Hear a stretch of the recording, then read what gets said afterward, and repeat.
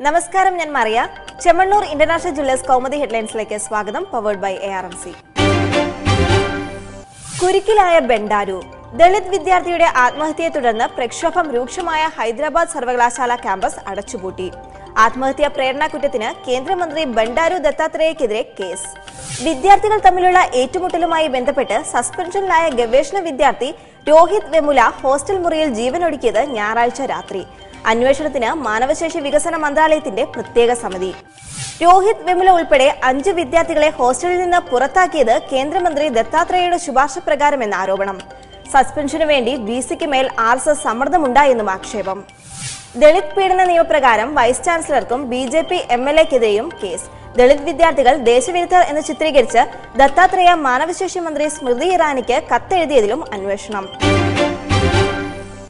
അനന്തപുരിക്ക് കൗമാര നൂപുരം.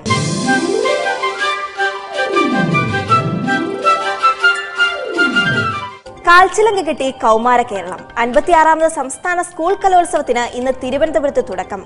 10,000-ത്തിലധികം കൗമാര പ്രതിഭകൾ അരങ്ങിലെത്തുന്ന മത്സരങ്ങൾ 232 ഇനങ്ങളിൽ. 19 വേദികളിൽ ഇനി ഒരാഴ്ചക്കാലം നിറയുന്നത് പ്രതിഭയുടെ മഹോത്സവം. ഏഷ്യയിലെ ഏറ്റവും വലിയ സ്കൂൾ കലോത്സവത്തിന് പ്രധാന വേദിയാകുന്ന പുത്തരിക്കണ്ടം മൈതാനത്ത് ഒരുക്കങ്ങൾ പൂർത്തിയായി. മുഖ്യവേദിയിൽ കലോത്സവത്തിന് മിഴിതെളിയുന്നത് വൈകിട്ട് 5-ന് മുഖ്യമന്ത്രി തിരിതെളിയിക്കുന്നതോടെ. കലോത്സവത്തിന് മുന്നോടിയായുള്ള ഘോഷയാത്ര ഉച്ചയ്ക്ക് 2:30-ന് പാളയത്തു നിന്ന്. ജില്ലകളിൽ നിന്നുള്ള അപ്പീൽ പ്രളയത്തിന് തടയിടാൻ പൊതുവിദ്യാഭ്യാസ വകുപ്പിന്റെ കർശന നടപടി. മേളയ്ക്ക് തിരശ്ശീല വീഴുന്നത് ഞായറാഴ്ച.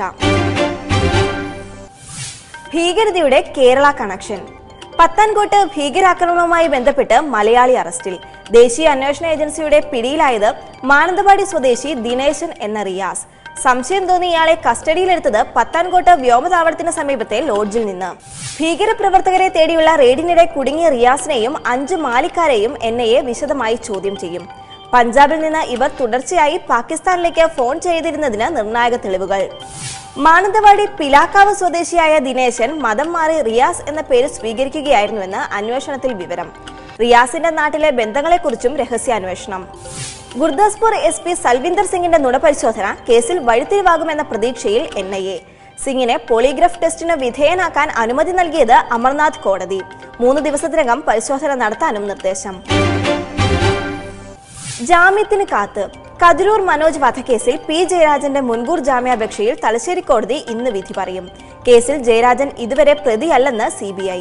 UAPA നിലനിൽക്കുന്ന സാഹചര്യങ്ങൾ അതേപടി തുടരുന്നതായി അന്വേഷണ സംഘം. കേസിൽ CBI തന്നെ അറസ്റ്റ് ചെയ്ത് പീഡിപ്പിക്കാൻ സാധ്യതയുണ്ടെന്ന് മുൻകൂർ ജാമ്യാപേക്ഷയിൽ ജയരാജന്റെ ആരോപണം. അന്വേഷണ സംഘത്തിന്റെ ശ്രമം BJPയുടെ രാഷ്ട്രീയ തീരുമാനം നടപ്പാക്കാനെന്നും ആക്ഷേപം. കതിരൂർ കേസിൽ ജയരാജൻ മുൻകൂർ ജാമ്യാപേക്ഷ സമർപ്പിച്ചത് കഴിഞ്ഞ തിങ്കളാഴ്ച. നിസാമിന്റെ വിധി നാളെ.